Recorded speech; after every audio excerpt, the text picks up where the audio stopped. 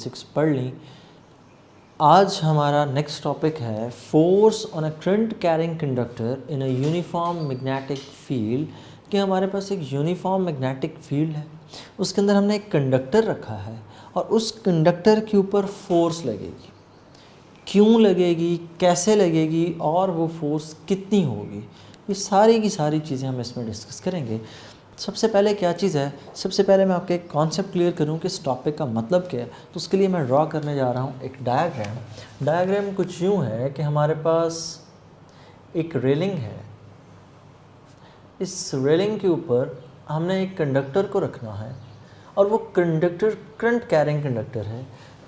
ये एक इसी के ऊपर दूसरी रेलिंग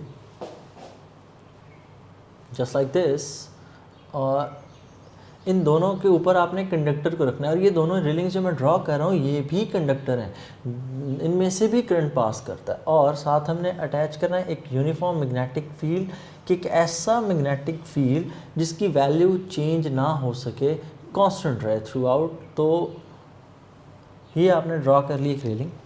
इस रेलिंग के ऊपर आपने परपेंडिकुलर कोई भी एंगल रखा जा सकता है, लेकिन अभी हम परपेंडिकुलर चल रहे हैं। हमने एक मैग्नेटिक फील्ड रखा है। मैग्नेटिक फील्ड से मुराद ये है कि एक यूं दो रेलिंग्स हैं, ये हैं वो दो रेलिंग्स। इन दो रेलिंग्स के साथ हमने एक मैग्नेटिक फील्ड इस तरह से एडजस्ट किया है कि यहाँ नीचे मैग्नेट का नॉर्थ पोल है, ऊपर मैग्नेट का साउथ पोल है। मतलब ये मैग्नेट जो हम यूज़ करेंगे, इस मैग्नेट की शेप कुछ यूँ होगी, it will B U shape magnet, जिसको आप हॉर्स शू मैग्नेट भी कहते हैं शायद। तो ये है वो मैग्नेट, यहाँ पर नीचे नॉर्थ पोल, यहाँ पर ऊपर साउथ। तो मैग्नेटिक फील्ड लाइंस नॉर्थ से किधर मूव करेंगी, साउथ की तरफ, ठीक है। तो यहाँ पर भी उसी तरह मैग्नेटिक फील्ड लाइंस हैं जो कि नॉर्थ से किधर मूव कर रही हैं, नॉर्थ से वो मूव कर रही हैं साउथ। ये मैं इनको डॉटेड ड्रॉ कर रहा हूँ, नॉर्थ से साउथ। ये मैग्नेटिक फील्ड लाइंस की डायरेक्शन है, नीचे से ऊपर की तरफ अपर डायरेक्शन में मैग्नेटिक फील्ड है। नीचे नॉर्थ पोल है, ऊपर कहीं पर उसका साउथ पोल है। नेक्स्ट, इस रेलिंग के ऊपर हमने रखा हुआ है एक कंडक्टर। इस रेलिंग के ऊपर कंडक्टर मौजूद है कुछ यूँ, ये है वो कंडक्टर। इसी कंडक्टर के ऊपर फोर्स एक्ट करेगी और हमने यही फाइंड करना है कि इस कंडक्टर के ऊपर कितनी फोर्स एक्ट करती है। नेक्स्ट चीज़, ये जो रेलिंग हमने रखी, इसको हमने अटैच कर रखा है बैटरी के टर्मिनल्स के साथ। और बैटरी के टर्मिनल्स में ये बैटरी का पॉजिटिव, यहाँ पर बैटरी का नेगेटिव, और यहाँ पर इस रेलिंग को हमने ज्वाइन कर रखा है बैटरी के नेगेटिव टर्मिनल से। मैग्नेटिक फील्ड स्ट्रेंथ हमें पता है, उसको हम B से डिनोट करते हैं, ये उसकी वैल्यू। करंट जो इस कंडक्टर में से पास कर रहा है वो कहाँ से पास करेगा, वो पॉजिटिव से इस रेलिंग में आएगा, यहाँ से होता हुआ इस कंडक्टर में, और इस कंडक्टर से होता हुआ वापस बैटरी के नेगेटिव टर्मिनल तक। तो यहाँ पर जो करंट की डायरेक्शन होगी, करंट की डायरेक्शन कुछ ये होगी, करंट। अच्छा, अब ये असल में डायग्राम 3 डायमेंशन है और यहाँ पर उसको शो करना बेहद मुश्किल है। आप इस चीज़ को यूँ समझें कि ये मेरे पास दो रेलिंग्स हैं, मैग्नेटिक फील्ड की ये दो रेलिंग्स, ये एक, ये दूसरी, जिनको मैंने यूँ आपको शो किया डायग्राम में। इनके ऊपर पड़ा है एक कंडक्टर और वो कंडक्टर कुछ यूँ है। ये अगर आप बॉल पेन देखें तो ये कंडक्टर इनके ऊपर यहाँ पर पड़ा है कुछ यूँ। और मैग्नेटिक फील्ड लाइंस की डायरेक्शन कहाँ से कहाँ तक है, डाउनवर्ड से अपवर्ड है। ये है मैग्नेटिक फील्ड लाइंस की डायरेक्शन। ये जो रेड कलर का मार्कर है ये हमें शो कर रहा है मैग्नेटिक फील्ड की डायरेक्शन। तो ये है इसकी total alignment. Railing number 1, railing number 2, ये ऊपर ब्लू कलर में जो बॉल पेन रखा है ये इसका कंडक्टर, और मैग्नेटिक फील्ड लाइंस की डायरेक्शन किधर है, अपवर्ड। और यहाँ से बैटरी की टर्मिनल से पॉजिटिव से, यहाँ से कंडक्टर से होकर करंट वापस नेगेटिव में, और यूँ सर्किट में करंट फ्लो कर रहा है। So this is the current carrying conductor in a uniform magnetic field. तो इसमें करंट कैरिंग कंडक्टर का तो यहाँ पर हम अगर कलर ही चेंज कर दें तो ये बात शायद हमारे लिए कुछ आसान हो जाए।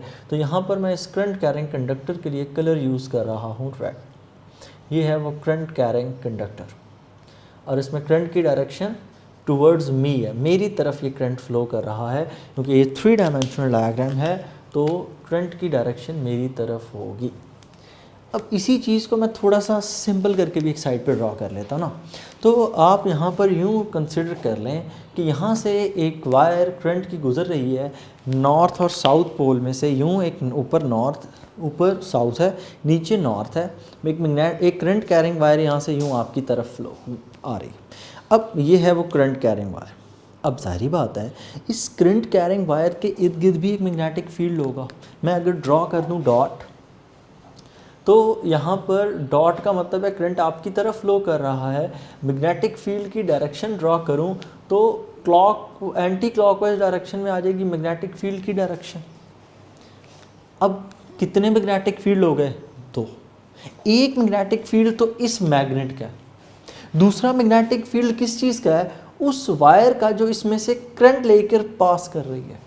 ये मैग्नेट का नॉर्थ पोल, ये ऊपर मैग्नेट का साउथ पोल, दरमियान से एक वायर मूव कर रही है। तो इस वायर में करंट है, तो करंट की वजह से इसमें भी क्या होगा? मैग्नेटिक फील्ड होगा। तो यहाँ पर जो दो मैग्नेटिक फील्ड हो गए, एक मैग्नेटिक फील्ड होगा इस परमानेंट मैग्नेट की वजह से, एक मैग्नेटिक फील्ड होगा इस वायर की वजह से।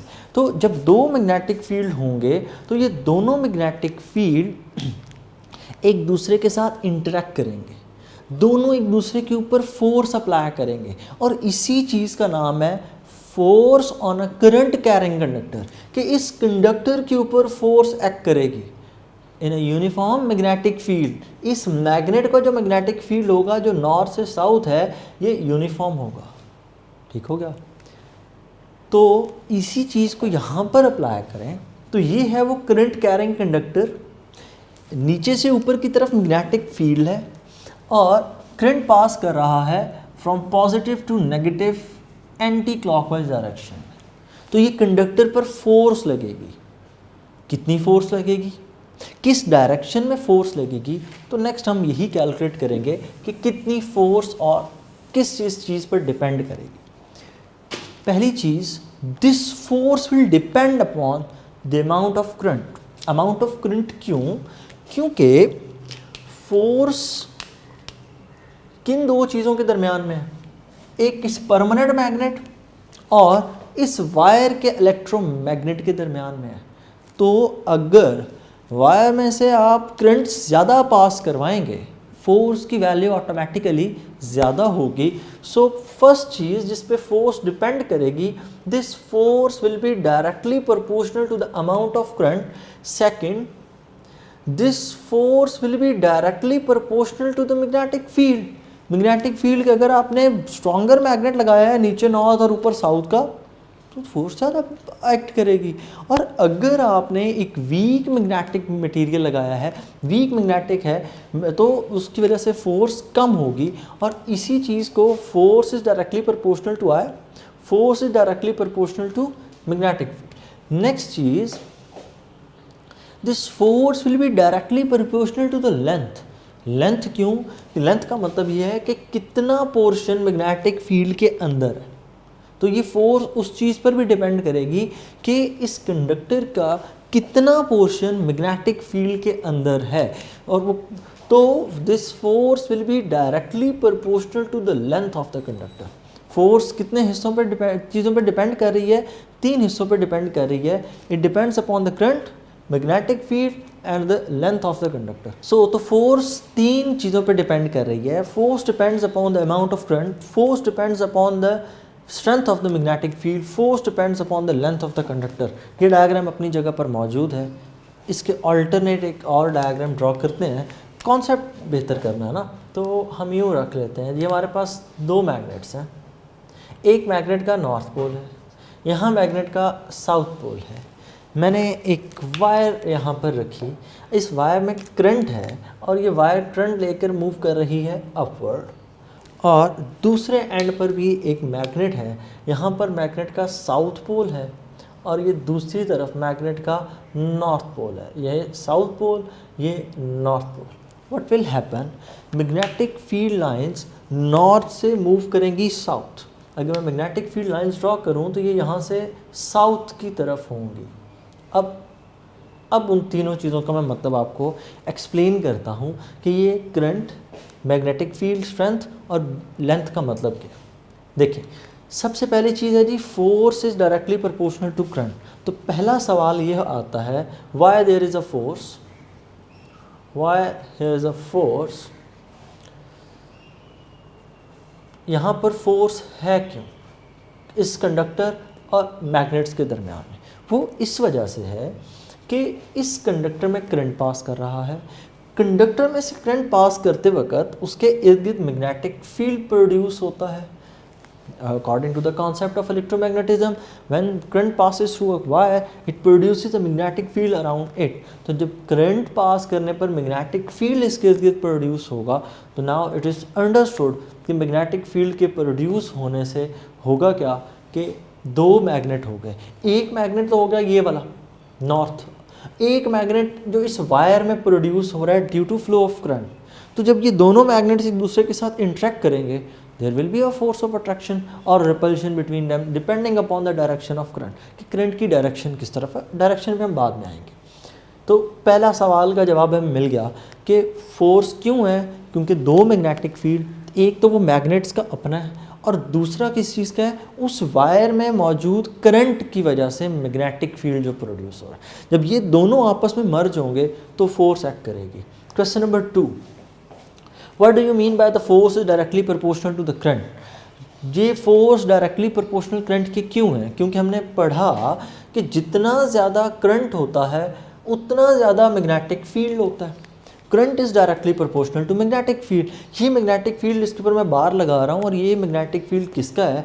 ये इस वायर का मैग्नेटिक फील्ड है जब इसमें से करंट पास कर रहा है। सो इस बात का मतलब ये हुआ कि अगर कम करंट होगा तो वायर के इर्द गिर्द जो मैग्नेटिक फील्ड वो वीकर होगा, जब वायर में करंट ज़्यादा होगा तो मैग्नेटिक फील्ड स्ट्रॉन्गर होगा। So current is directly proportional to the magnetic field of the wire, और जितना वायर का मैग्नेटिक फील्ड बढ़ जाएगा फोर्स उतनी बढ़ जाएगी। नंबर 2 हमें बात समझ आ गई कि force is directly proportional to current क्यों है। Number 3, force is directly proportional to magnetic field. हाँ, अगर आप छोटा मैग्नेट यहाँ पे यूज़ करेंगे तो फोर्स कम होगी, अगर हम बड़ा मैग्नेट यूज़ करेंगे तो फोर्स ज़्यादा होगी। So force is directly proportional to the magnetic field of the magnet. Force is directly proportional to length. इसका मतलब क्या है? Force is directly proportional to length का मतलब यह है कि इस वायर का कितना पोर्शन मैग्नेटिक फील्ड के अंदर है। मतलब ये जो पोर्शन इसका मैग्नेटिक फील्ड से बाहर है ये हमारे किसी काम का नहीं। इसी तरह यहाँ से ऊपर ये जो पोर्शन वायर का है ये पोर्शन हमारे किसी काम का नहीं। सिर्फ और सिर्फ कौन सा portion? Which is between the magnetic field. यहाँ पर भी यही होगा, सिर्फ वही पोर्शन हम काउंट करेंगे, वही पोर्शन सिर्फ और सिर्फ काउंट होगा जो मैग्नेटिक फील्ड के अंदर होगा। So force is directly proportional to length. क्यों? क्योंकि greater the length greater will be the force. क्योंकि अगर लेंथ इतनी सी है तो मैग्नेटिक फील्ड यहाँ पर इसके इर्द गिर्द होगा, और अगर लेंथ इतनी ज़्यादा मैग्नेटिक फील्ड के अंदर होगी तो इसके अंदर मैग्नेटिक फील्ड ज़्यादा होगा। ठीक हो गया ना? तो असल में हम जो मर्ज़ी केस कर लें, तीनों चीज़ें बढ़ाने पर फोर्स की अमाउंट इंक्रीज़ हो जाती है। नेक्स्ट चीज़ लास्ट ये फोर्स डिपेंड करती है, this force is directly proportional to the angle theta. और एंगल थीटा के साथ किस तरह डिपेंड करती है? Sine of angle theta. Book पे अल्फ़ा यूज़ होता है, अल्फ़ा लिख लें, थीटा यूज़ कर लें, डजंट मैटर। कि फोर्स एंगल के साथ भी अपनी वैल्यू को चेंज करती है। अगर तो, और साइन थीटा क्यों लगता है उसकी भी रीज़न है। अगर तो परपेंडिकुलर हो, कौन सी दो चीज़ें? If the current and the magnetic field are perpendicular the force will be maximum. ठीक है, इसी तरह अगर ये दोनों पैरेलल हो जाएं तो force will B minimum. Same इसी तरह लेंथ और बी अगर आपस में परपेंडिकुलर हो जाएं तब भी फोर्स मैक्सिमम, लेंथ और बी आपस में पैरेलल हो जाएं force minimum.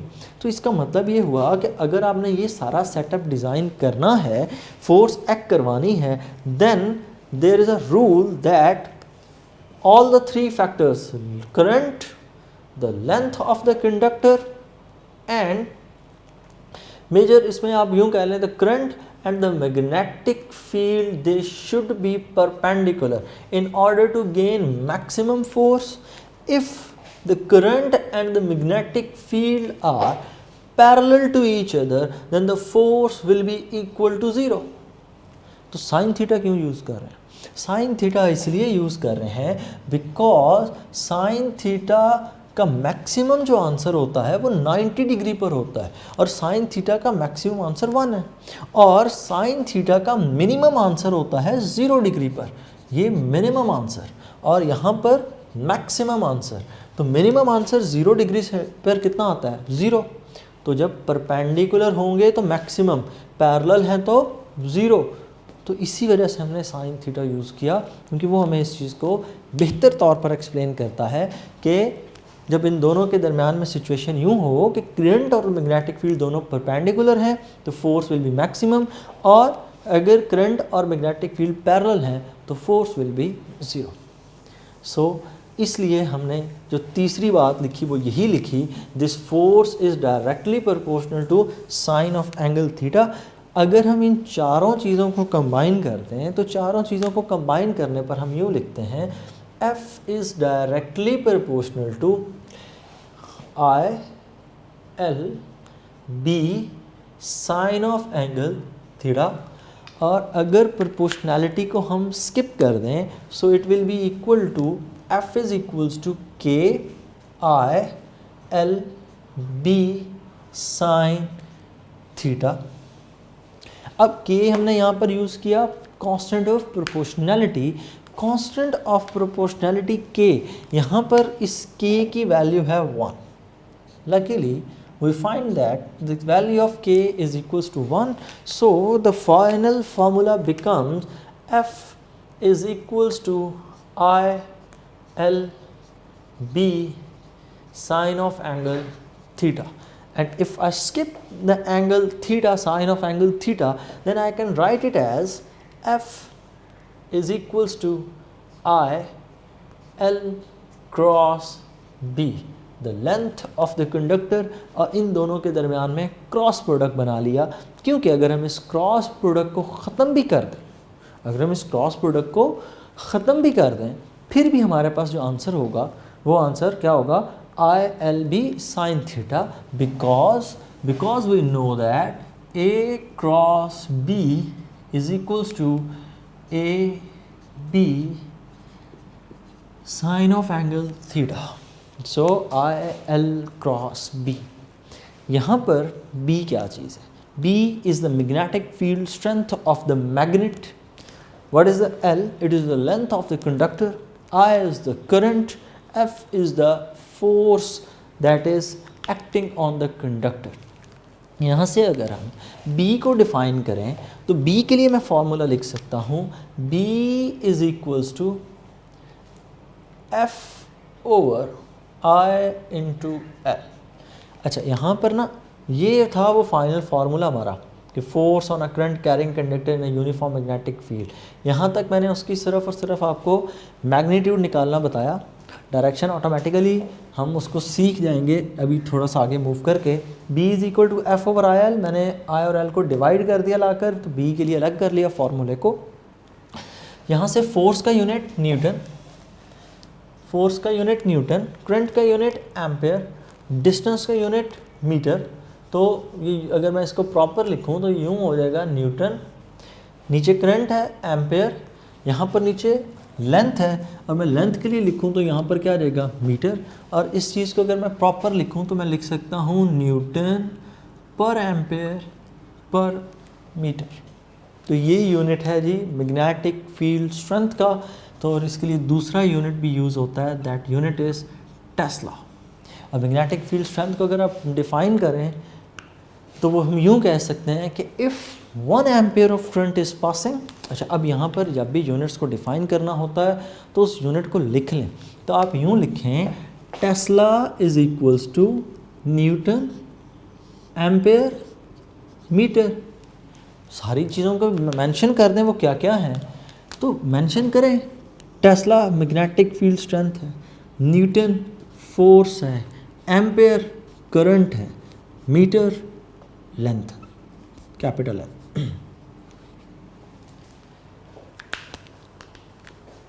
If 1 ampere of current, क्योंकि ये रूल है कि जब भी यूनिट्स को डिफाइन करें तो हम वैल्यू कितनी पुट करते हैं 1, सो हम यहाँ पर हर वैल्यू के साथ पुट कर देंगे 1. If 1 ampere of current, if 1 ampere of current is passing through the length of 1 meter, then the force acting on it will be equal to 1 Tesla. अगर 1 एम्पेयर करंट पास करें 1 metre substance के अंदर, तो जितनी force लगेगी that will be equal to 1 tesla. ठीक है, तो magnetic field strength will be 1 tesla. Next इसमें चलें तो टेस्ला के लिए हम एक नया यूनिट पढ़ेंगे आगे चल के. अब यहाँ पर एक छोटी सी नोटेशन है, एक छोटी सी नोटेशन वो ये है कि जब हम मैग्नेटिक फील्ड को अवे की बात कर रहे होते हैं, हमसे दूर जा रहा है, इनटू द प्लेन जा रहा है, तो हम वहाँ पर प्लेस करते हैं डॉट. और जब वो हमारी तरफ आ रहा होता है, सॉरी जब वो हमसे हमारी तरफ आ रहा होता है तो हम प्लेस करते हैं dot, so that out of the paper. और अगर मैग्नेटिक फील्ड हमसे अवे जा रहा हो तो हम इसके लिए ड्रॉ करते हैं cross. It means into the paper, कि पेपर के अंदर इनटू द प्लेन की बात कर रहे हैं. इन नोटेशंस के बारे में हम पहले भी जानते हैं. नेक्स्ट चीज़ यहाँ पर, how to find the direction of this force. Force की डायरेक्शन कैसे फाइंड होगी. फोर्स की डायरेक्शन को फाइंड करने के 2 तरीके. Number 1 is Fleming's left hand rule, number 2 is right hand rule. अब राइट हैंड रूल 3 हो गए अब तक. Right hand rule for the straight conductor to find the direction of magnetic field, right hand rule for the solenoid to find out the orientation of the magnetic field. तीसरा अब पढ़ रहे हैं हम इस टॉपिक के लिए right hand rule for identifying the direction of force when a conductor is placed in a uniform, a current carrying conductor is placed in a uniform magnetic field.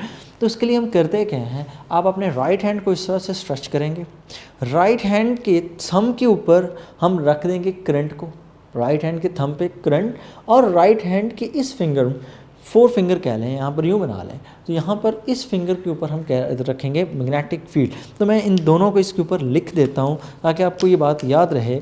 मैं अपने राइट हैंड पे यहाँ पर लिख रहा हूँ करंट, करंट के लिए सिंबल I, और दूसरी तरफ अपनी फिंगर पे मैं लिख रहा हूँ B, मैग्नेटिक फील्ड B. सो ये होगी सिचुएशन. अब आपने अपने राइट हैंड को इस तरह से ओरिएंट करना है कि थंब करंट की डायरेक्शन में हो, मैग्नेटिक फील्ड की डायरेक्शन किधर हो, अपवर्ड. तो जिस डायरेक्शन में पाम होगी that will be the direction of force, मतलब पाम के ऊपर फोर्स की डायरेक्शन कुछ यूँ होगी. सो ये यहाँ पर अगर मैं राइट हैंड रूल लगाऊँ, मैग्नेटिक फील्ड अपवर्ड, करंट की डायरेक्शन होनी चाहिए मेरी तरफ, तो करंट थंब मेरी तरफ, मैग्नेटिक फील्ड मैंने ड्रॉ किया था upward, where will be the force, force इस डायरेक्शन में होगी. So the conductor will move in this direction. ये होगी जी डायरेक्शन फोर्स की. ये है राइट हैंड रूल. यहाँ पर राइट हैंड रूल देखते हैं कैसे लगेगा. करंट किधर मूव कर रहा है, अपवर्ड. ये current, it should be upward. ये करंट पहुँच गया upward. Where is the magnetic field, from north to south. ये फिंगर नॉर्थ से साउथ इस डायरेक्शन में होनी चाहिए. And where should be the force, into the plane. तो ये conductor into the plane move करेगा. इसी तरह अगर हम इनमें से कोई एक डायरेक्शन चेंज कर देते, so if I say that I change the direction of current, so the current is moving downward. Now I can say that current will move downward. Magnetic field अभी अपनी डायरेक्शन में होगा north से south, and the force will be acting towards you. So next इसमें अगर हम एक और देखें तो दूसरा भी इसमें हम एक रूल यूज़ करते हैं. That rule is Fleming's left hand rule. तो फ्लेमिंग लेफ्ट हैंड रूल अगर हम देखें तो फ्लेमिंग लेफ्ट हैंड रूल में क्या है कि हम उसमें 3 फिंगर्स की बात करते हैं. The thumb, first 4 finger and the middle finger of our left hand. So अगर हम इस पर ड्रॉ करें तो यहाँ पर middle finger direction of current आए, 4 finger in the direction of magnetic field B, और thumb in the direction of force होगा. तो अगर इस चीज़ को आप रखें तो भी इस चीज़ को फाइंड किया जा सकता है. अब देखें यहाँ पर करंट मूव कर रहा है आपकी तरफ, तो करंट यहाँ पर हमारी तरफ, बाहर की तरफ 3 डायमेंशनल डायग्राम है। मैग्नेटिक फील्ड की डायरेक्शन किधर है? अपवर्ड। तो magnetic field upward, where is the force, where is the thumb, thumb इस डायरेक्शन में, तो जिस डायरेक्शन में थंब वहाँ पर फोर्स।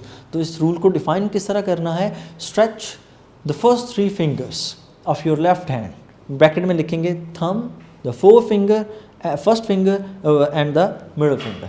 इन तीनों को आपने इस तरह से स्ट्रेच करना है। Stretch the first 3 fingers of your left hand in such a way that they are mutually perpendicular. हर एक दूसरे के ऊपर 90 का एंगल ड्रॉ करें। यहाँ पर आप क्लियरली 90 का एंगल देख सकते हैं।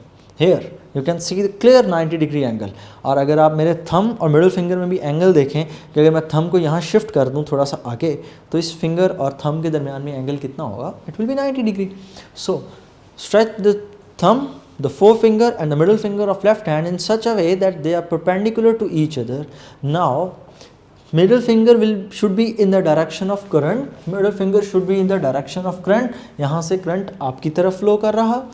The forefinger should be in the direction of magnetic field. ये direction ये finger magnetic field की direction में हो तो it should be upward. The force will be onto left side. Force इस डायरेक्शन में एक्ट करेगी। यहाँ पर अगर रूल यूज़ करें, करंट किधर मूव कर रहा है? Upward. So the middle finger should be upward. Magnetic field north से साउथ, राइट, लेफ्ट से राइट, और फोर्स किधर होगी? Into the paper. और यही चीज़ मैंने राइट हैंड रूल से भी प्रूव की थी। तो